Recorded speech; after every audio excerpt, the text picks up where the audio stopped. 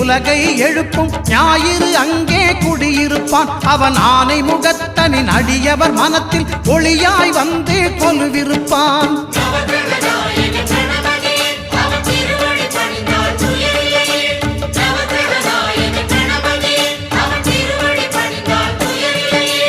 ஒன்பது கோளும் ஒன்றாய் காண அங்கு கற்பகம் என்னும் கடவுளின் மெய்யில்